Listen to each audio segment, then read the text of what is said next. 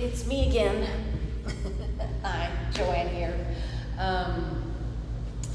If you have one of these big, long foam rollers, most of us use these for rolling on the IT bands, on the outer thighs, and as much as that is a really great way to use this roller, most people avoid it because it's really painful and uncomfortable.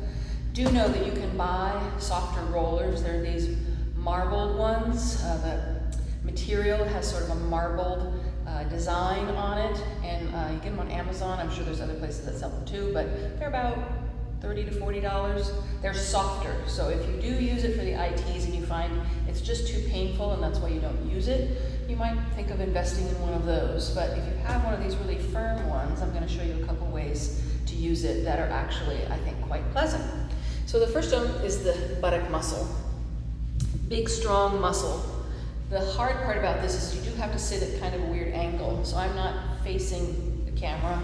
I'm not facing directly to the side. I'm sort of at this weird halfway in between angle so that I can roll over the buttocks all the way to the tailbone, to the crest of the pelvis. And you can roll a little more towards your side or a little more towards the midline, depending on where your tight places are. If your wrist is uncomfortable, you can do this on your forearm. You can also put like a blanket under your forearm. But this is the way that I like to use it the most, is lying back on it with your hips elevated. You can hold on to it however you like to hold on to it, because you don't want it to roll away. And then when you lift your feet up, you want to feel like your lower back goes into a bit of that C curve. So it's pretty close to your tailbone, the roll. It's just at the very bottom of my sacrum, the top of my tailbone, and that's what gives me that C curve. If it's too high, I'm going to arch my back, and that's not what we want to do. So roll it away from you. That's why you have to hold on to it and get into that C curve. And then keeping the knees together and the shoulders on the floor, just take the knees from side to side. And you can get a really nice massage, kind of where the buttocks connects to the pelvis and the sacrum.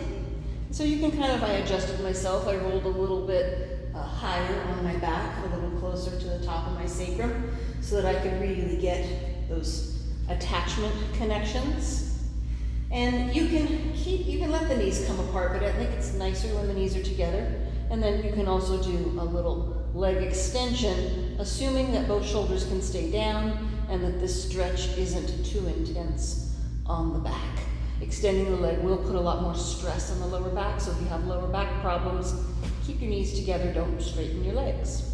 There's all kinds of ab things that you can do with the roller here. So now I have a position where, because I'm putting my weight down on it, it won't roll anywhere, but you can always just grab a hold of it if you feel like you're gonna lose it and roll out of the way. And then when you come out of it, just slowly let it slide out from underneath you. I've got my fingertips on the top of it just to kind of control the descent, and then slowly down to the floor. So the foam roller isn't always horrible. Imagine that. I hope you're healthy. I hope I see you in person or on Zoom.